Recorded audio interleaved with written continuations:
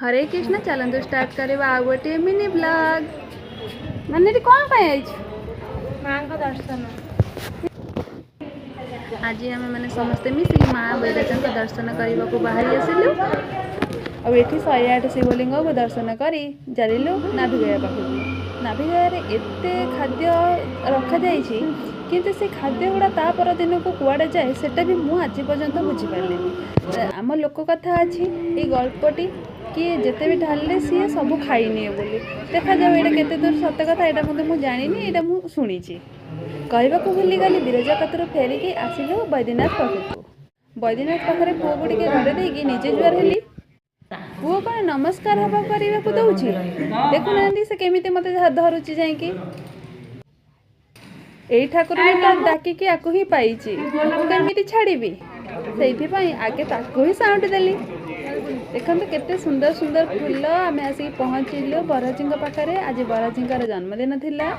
ये आम केन्द्रापड़ा नुह यहाँ आज्ञा जाजपुर ये आम जाजपुर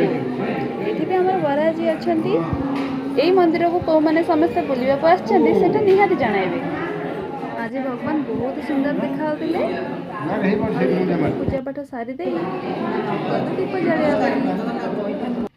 आमर कि भाग्य आज प्रभुंर पूरा भलसे दर्शनटा है मंदिर परिसर किसी फूल आम किणिलु आम घर ठाकुर पाखरे थिबा नवग्रहंकर भी दर्शन कलु प्रथमे दर्शन कलु मंगल महाग्रह तापर बुद्ध तापर जाइए पहुँची गलु बृहस्पति महाग्रह दर्शन कर सारी जाइए पहुँचलु शुक्र महाग्रह पाखे शुक्र दर्शन सारिकी जाइए आम पहुँची गलु शनि ग्रह शनि महाग्रह को दर्शन सारी जाइए पहुँची गलु राहु महाग्रह पाखे दर्शन सारे जाइए आम पहुँचलु केतु महाग्रह पाखे सब शेष ये शनि महाराज गोटे बड़ मूर्ति थिला तापर ये गोटे पूरा विशाल वृक्ष तले हनुमान गोटे मूर्ति भी थिला ये जगह बहुत सुंदर और शांतिमय लगुला मुझे माँ पतार पछे पछे माँ तार किसी शुणिया ना मंत्र तार जपी जपी जपी जपी